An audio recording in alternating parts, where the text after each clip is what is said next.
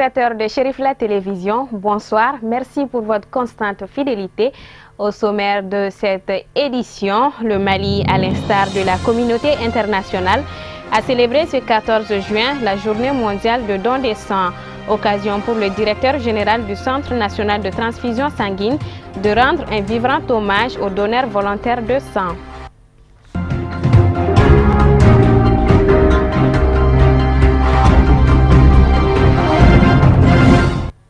C'est dans une maison de la presse pleine à craquer que s'est tenue une conférence de presse animée par l'honorable Adi Niagadou, élu en commune 2 du district de Bamako, sur des sujets d'intérêt nationaux. C'était ce mercredi 14 juin. Amadou Kamara, Mohamed Sidibé. Cette conférence de presse, animée par l'honorable Adi Niagadou, avait pour objet d'informer l'opinion publique nationale sur les préoccupations majeures des populations du Mali en général et celles de la commune 2 en particulier.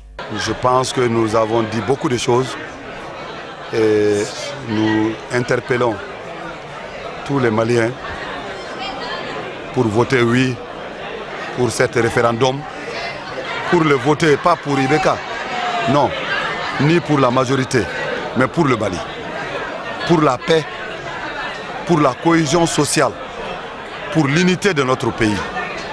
Enfin, pour respecter l'engagement pris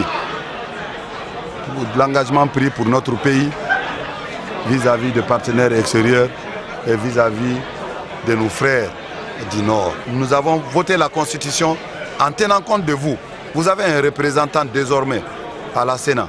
Vous avez un représentant aussi au Sénat et à l'Assemblée nationale. Pourquoi? Parce que nous avons beaucoup de considération pour vous. Aujourd'hui, la conjoncture dit au Mali, c'est dit à votre apport qui fait aujourd'hui défaut. Nous vous demandons de encore accentuer, de ne plus aller ailleurs, de venir au Mali. Ces différentes préoccupations portaient sur un certain nombre de sujets, à savoir la révision constitutionnelle, la candidature du président Ibrahim Boubacar Keïta pour un second mandat, les différents litiges qui l'opposent au ministre Mohamed Ali Bathily et bien d'autres. Je lance un appel pour tous les Maliens de savoir, de comprendre que cette constitution que nous avons révisée a été acceptée par tout le monde. La révision, oui, mais l'amendement ou le fond peut être discuté. Mais tout ce que nous avons fait, c'est pour l'intérêt du Mali. C'est pour enfin respecter tout ce que nous avons dit. Donc je vous demande tous d'adhérer à ce projet et à nous aider pour que le oui soit au moins 95%. Pour que ça soit encore plus cohérent, ça soit encore plus net à l'esprit de tout le monde. Rappelons que l'honorable Adi Niagadou est deuxième vice-président de l'Assemblée nationale du Mali, PDG de Banga Immobilière et non moins secrétaire général de la section d'Eocodem de la commune du district de... Annoncée pour le 9 juillet prochain dans notre pays, la révision constitutionnelle a suscité beaucoup d'engouement et de discussions partout dans le pays. Suivant quelques réactions au micro d'Amadou Kamara. C'est une question qui effectivement divise les Maliens en pro ou en anti. C'est-à-dire qu'il y en a qui sont pour que l'on vote oui, d'autres pour qu'on vote contre. Et personnellement, je ne peux pas donner mon avis comme ça pour ne pas influencer le vote populaire. Ça veut dire que je donne la possibilité à tous les Maliens, d'où qu'ils soient, de pouvoir voter en leur fort intérieur, donc de choisir pour le camp qui leur conviendra le mieux.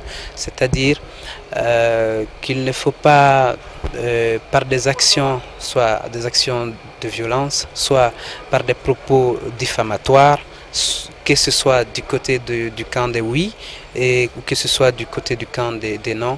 Donc il faut qu'on soit honnête, qu'on dise exactement ce qui est dit dans la Constitution, sinon dans le projet de Constitution. Il ne faut pas dire des choses aujourd'hui qui ne pourront pas être contenus dans le texte final, ou sinon ne pas interpréter les choses aujourd'hui parce que ça nous arrange pour que le texte passe ou que ça ne passe pas. En gros, je vais dire que personnellement, je suis moi-même jusqu'à présent dans la phase de la réflexion, de l'analyse, afin de m'approprier le texte et pouvoir d'ici au jour donc, du scrutin, le 9 juillet, me prononcer en toute liberté. Mais je ne donnerai pas de consigne de vote. Je ne suis pas un politicien, je ne suis pas quelqu'un en campagne pour ou contre.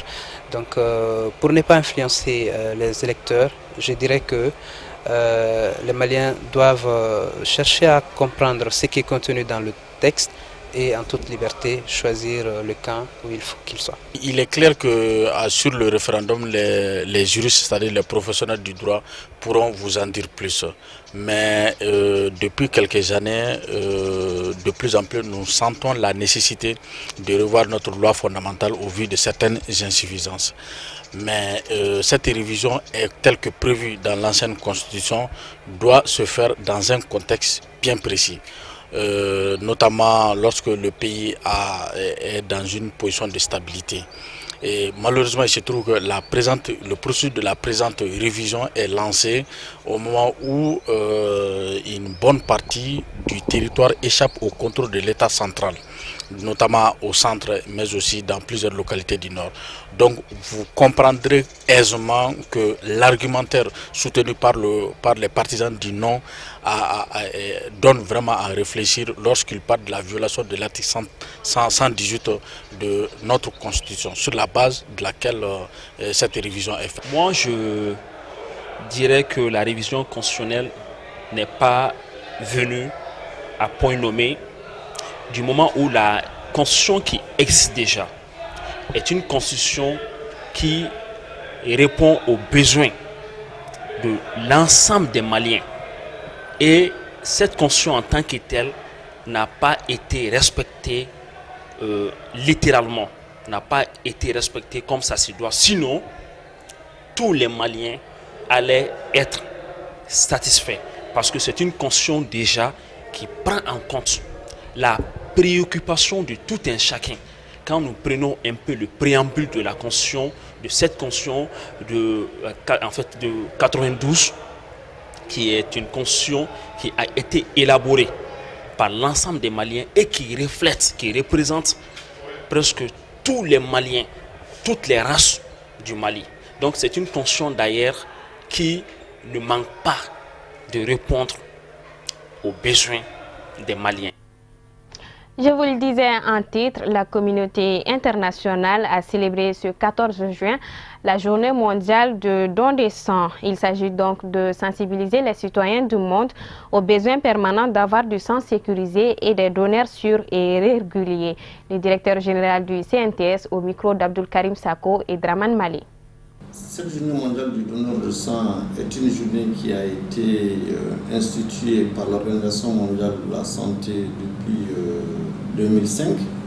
Nous sommes à notre 14e édition et depuis 2005, le Mali a toujours célébré cette journée avec le concours du bureau de l'Organisation mondiale de la santé ici au Mali.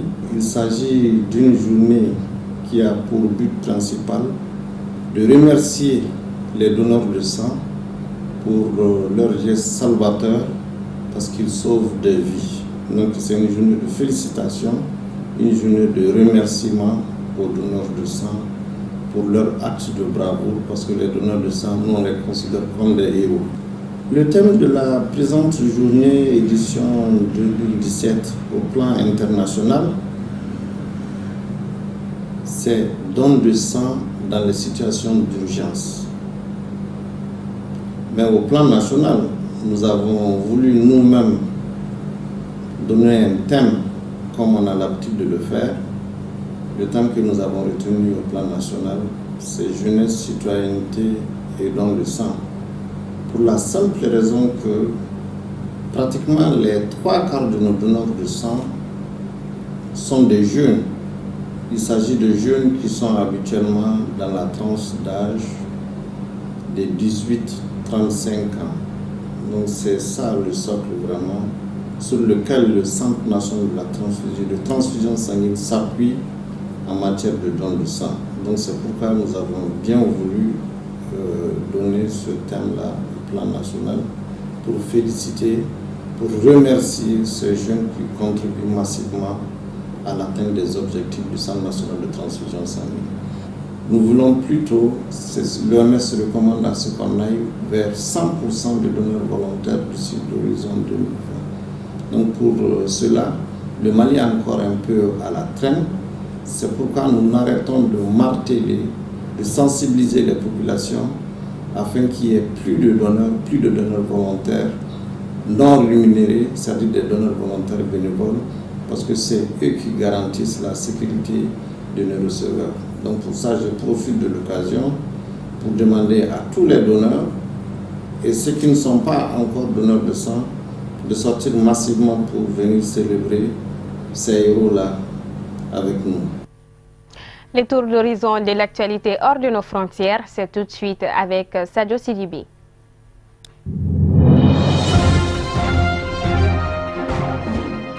La force militaire africaine censée combattre les groupes terroristes dans le Sahel n'est pas encore opérationnelle. Washington hésite à apporter son soutien à cette force. La France, favorable à donner un soutien militaire au pays du Sahel, avait proposé au début du mois de juin au Conseil de sécurité de l'ONU une résolution autorisant le déploiement de la force militaire commune de 5 pays africains dans cette région. Mais certains pays siégeant au Conseil de sécurité n'ont pas donné leur accord de principe.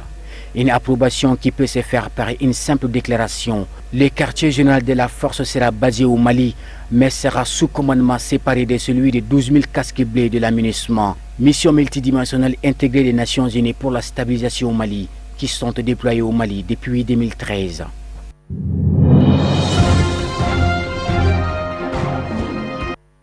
Après plusieurs semaines de retard, Alpha Condé tient aujourd'hui l'une de ses promesses de campagne, distribuer à chacun des étudiants de la Guinée une tablette électronique, des tablettes que le président Condé fait distribuer au forceps après une confrontation verbale avec des centaines d'étudiants à l'ouverture du forum de l'étudiant guinéen le 1er juin à Conakry, la capitale. Ces derniers ont investi la salle des fêtes du Palais du Peuple pour rappeler au président de tenir sa promesse de campagne de 2015. Accès sur les jeunes et les femmes, un étudiant, une tablette. Une intrusion qui n'a pas été du goût du président de la République. J'ai été étudiant avant vous, j'ai été syndicaliste et étudiant, donc vous pouvez impressionner vos ministres, moi vous ne m'impressionnez pas. Vous pouvez sauter, crier jusqu'à demain, ça me fait ni chaud ni froid. Une situation plus que gênante face à ces hôtes du Maroc, de l'Inde, du Sénégal, de l'Union africaine et des ambassadeurs accrédités en Guinée venus assister aux festivités marquant le début du jeûne du mois de Ramadan. Alpha Condé a tenu à s'excuser. Selon le ministre de l'Enseignement supérieur, plus de 100 000 étudiants guinéens sont inscrits dans les universités publiques et privées en Guinée-Conakry.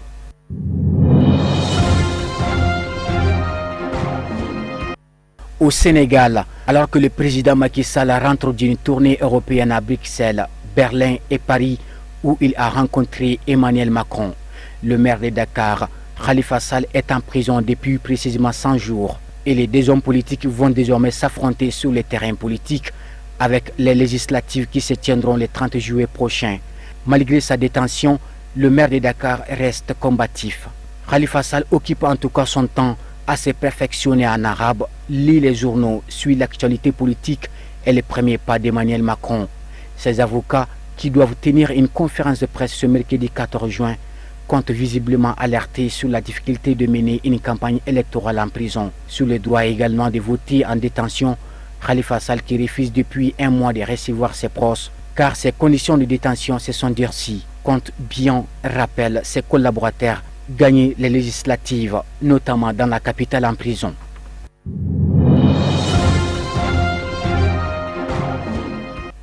Enfin, le président français Emmanuel Macron se rend aujourd'hui au Maroc, mercredi 14 juin, où il rencontrera le roi Mohamed VI. C'est une visite pour permettre à Emmanuel Macron et Mohamed VI de faire connaissance. Les deux hommes politiques ne se sont jamais rencontrés. C'est peut-être ce qui explique que ce déplacement soit présenté d'abord et avant tout comme étant d'ordre personnel. L'objectif est, selon l'Élysée, de poser les bases d'une relation de confiance entre le président français et le souverain marocain, qui, avant de dîner, se verront en tête-à-tête, puis en présence de leurs conseillers. Au menu de ces discussions, coopération économique, climat et surtout sécurité. Emmanuel Macron n'avait pu se rendre au Maroc durant la campagne pour la présidentielle, alors qu'il était allé en Algérie et en Tunisie. C'est pour remédier à cette situation qu'il a réservé à Rabat l'un de ses premiers déplacements à l'étranger.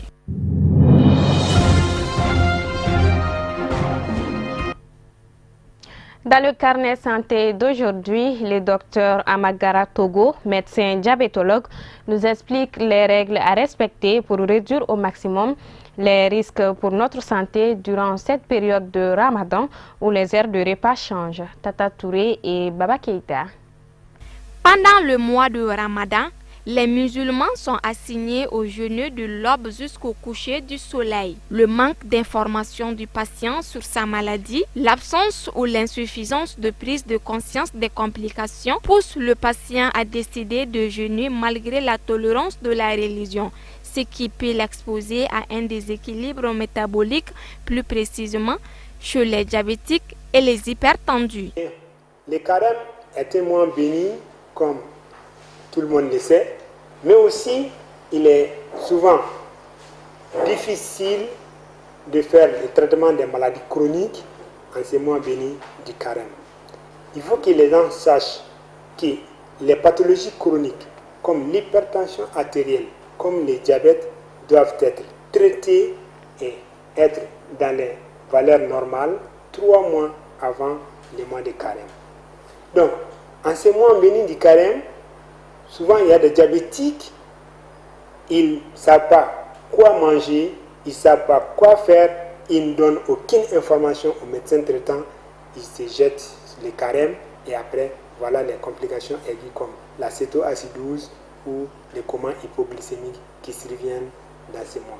Donc il faut que les gens fassent attention. Quand on est diabétique ou on est hypertendu, il faut voir les diabétologues ou les cardiologues 3 mois avant les mois de carême pour qu'ils puissent vous donner un meilleur traitement et aussi une bonne prise en charge pour éviter toutes ces complications pour ceux qui portent la maladie chronique. Aussi, avant on disait aux gens qui font les injections d'insuline de ne pas gêner. Mais actuellement, les gens ils se cachent pour gêner. Alors, au lieu de se cacher pour gêner, il faut expliquer les problèmes à son médecin diabétologue qui va vous donner des informations qui vous aidera à gêner sous les insulines. Et aussi, il y a des gens qui prennent des comprimés, c'est-à-dire des traitements par voie orale du diabète, matin, midi et soir, ou bien matin et soir. Là aussi, il peut y avoir des modifications qu'il faut apporter avant les mois de carême pour qu'il n'y ait pas de déséquilibre glycémique ou de déséquilibre tensionnel pendant les mois de carême. Il existe un changement de vie durant le mois de Ramadan marqué par une perturbation du sommeil, de modification des habitudes de vie et de l'alimentation pouvant impacter sur l'état de santé des diabétiques et les hypertendus. Donc, nous demandons à tous les diabétiques, à tous les hypertendus et autres porteurs d'autres maladies chroniques d'aller voir les spécialistes qui peuvent leur donner des informations pour qu'ils puissent vraiment gêner dans ces mois, ou bien à un certain on dit donc il ne faut pas gêner parce que la maladie est un peu compliquée avec les traitements. Il faut qu'ils fassent attention. Il faut juste consommer une petite quantité de sucre rapide et après ils vont continuer à manger doucement leur repas principal la nuit.